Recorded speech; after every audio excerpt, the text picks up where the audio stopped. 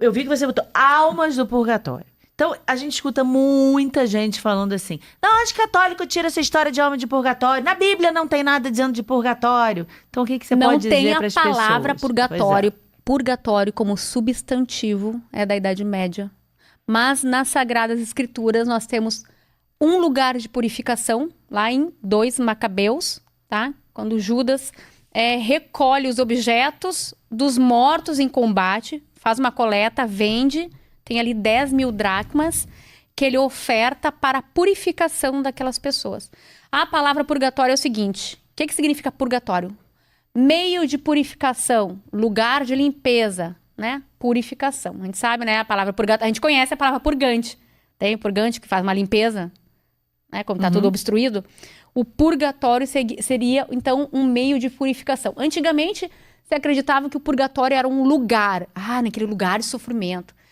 Mais tarde, teólogos entraram em consenso, e aí, inclusive, a gente encontra uma citação, se não me engano, uma homilia de Papa Bento XVI, explicando por que Santa Catarina de Gênova, que foi uma grande santa, né? E que nos deixou o Tratado do Purgatório. Santa Francisca, que eu falei para vocês, deixou... Quem foi do tratado? Santa Catarina de Gênova escreveu o Tratado do Purgatório. Então, nós temos 2 tratados, do inferno e o do purgatório. 2 santas escreveram. Tiveram revelações. Tem que ler os 2, tá? Então, ela colocava o purgatório como lugar. Muitos santos que tiveram experiências místicas com o purgatório, que não foram poucas, e é tão lindo, gente, o assunto do purgatório. Eu vou dizer uma coisa pra vocês. Eu fico muito feliz que vocês, como formadores de opinião, que vocês têm um programa maravilhoso, vocês estão dando espaço para o purgatório. Eu vou fazer uma pergunta, tá? Quantas pessoas vocês trouxeram aqui? Eu vou afunilar mais ainda a pergunta. Quantos religiosos, padres, sacerdotes, freiras, sei lá, sentaram aqui e falaram sobre a importância de rezar pelas almas? Quantos? Não, a gente sempre provoca, mas eu acho que assim, de livre e espontânea vontade, ninguém. Então a gente vê, né? A gente tem um gap muito grande aí, como católicos, tá? Eu coloco toda a igreja, todo mundo, nós fiéis, todo mundo que está envolvido. A gente negligencia as almas do purgatório. Negligenciar, né? A gente não dá valor para elas. Não dá pelota para elas. Não dá. E tem uma grande questão, assim, que eu comecei a pesquisar, e é verdade, né? A gente sabe o que a gente vê no mundo acontecendo hoje. E a gente vai falar aqui do Brasil, que é o nosso país. Qualidade de vida, prolongamento da vida, né? A morte, ela virou um tabu. É tabu falar da morte. A gente não fala da morte. No momento que tu não fala da morte, tu não te prepara para ela.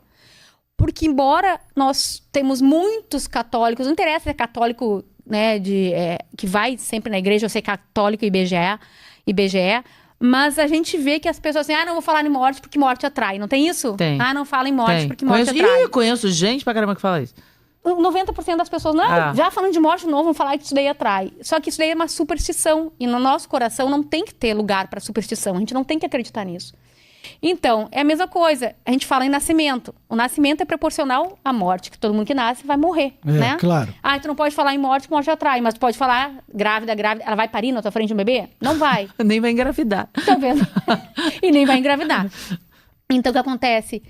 Para falar no purgatório, a gente tem que quebrar esse tabu da morte. Então, as pessoas não têm medo de purgatório, não querem falar de purgatório porque é coisa de morte. E purgatório não é um lugar de castigo, né? Mas é um meio de purificação. E outra coisa, a maior parte das pessoas que morrem, a grande, esmagadora maioria, vai passar no purgatório, sim. Os que não forem ao inferno, né? Os que não forem ao inferno. Já até descartei o inferno aqui, ó. Mas tirei. Vamos dizer assim, dessa esmagadora maioria que morreu, muita gente nem purgatório vai. Lu, eu digo sempre o seguinte, que eu acho que o purgatório, é muito justo ter um purgatório. Porque Deus é justo. Então, eu já acho que eu já falei isso num podcast. Se você tem a pessoa, aquela que é mega caridosa, boníssima, vou pegar Madre Teresa de Calcutá, né? Doou a sua vida pros pobres, pra aquela pessoa que ninguém queria arrumar, pegar do chão, e se doando, só fazendo amor, caridade, não sei o quê. Morreu. Aí tem aquele que é mais ou menos, aquele que ajuda o vizinho, mas depois, aquela outra ali, eu vou virar a cara pra ela, não sei o quê. Entendeu? Não é justo essas pessoas morrerem imediatamente. Eu penso assim, né?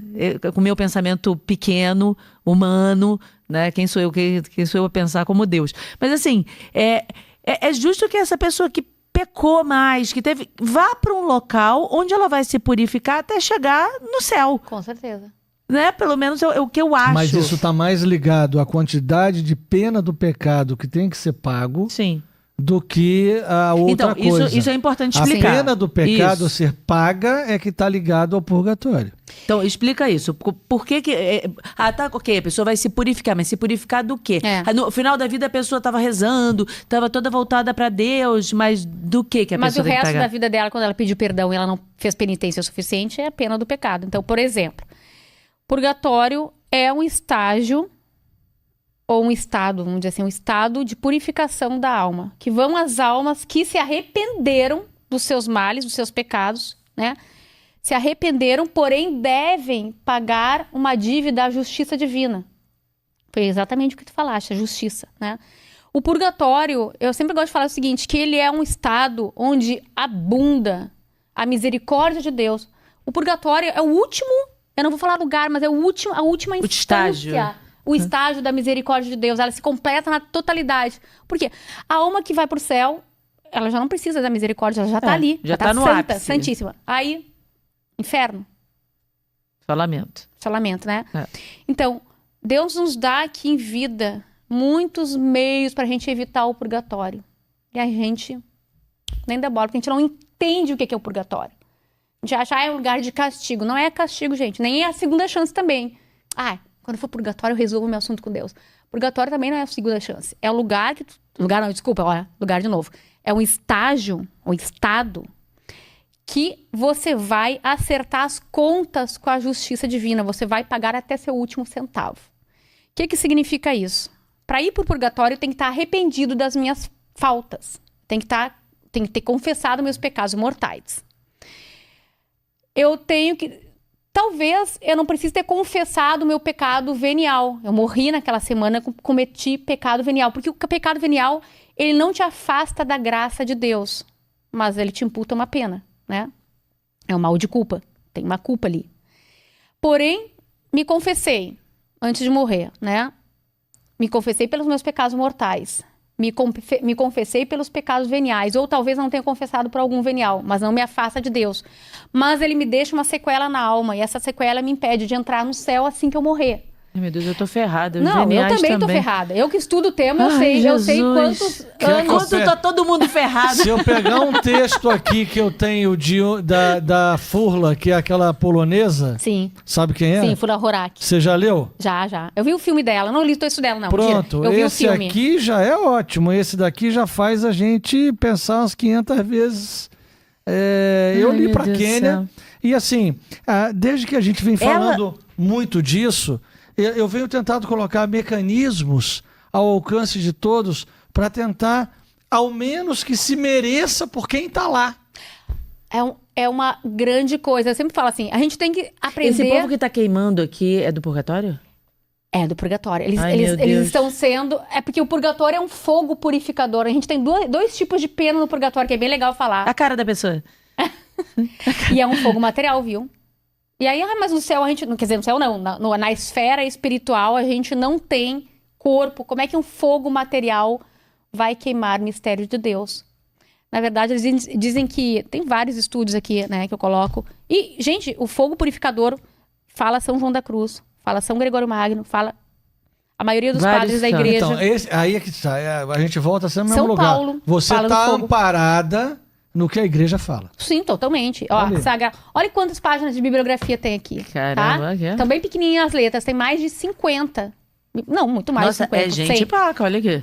Tá? Tem muito mais. Olha aqui, ó, muito gente mais. Que merece ser ouvida. Agostinho, Santo Agostinho demais, Tomás de Aquino. Tá bom já. Bíblia, Catecismo da Igreja Católica, Boaventura. Pronto. Garrigou Lagrange, que foi um grande teólogo. São Tomás de Aquino, tem a beça. Nossa, tem muito. Então, mas aí o que a gente pode fazer para poder tentar dar uma melhorada nesse score aí? Olha aqui. Os nossos sufrágios, né, as nossas orações, as nossas boas obras, tudo que a gente faz, inclusive o nosso sofrimento, né? isso Sofrimento é que a gente importante. passa pela nossa vida. Aqui, hoje em dia, a pessoa tá ali bem e de repente parece uma doença na vida dela. Ela se Não, mas encontra pode doente. nem ser uma doença, pode ser carregar a compra do supermercado debaixo de sol. Qualquer coisa, gente, que seja um sacrifício pra você, mas também é doença, tá? Sacrifício pra você. E serve para as duas coisas.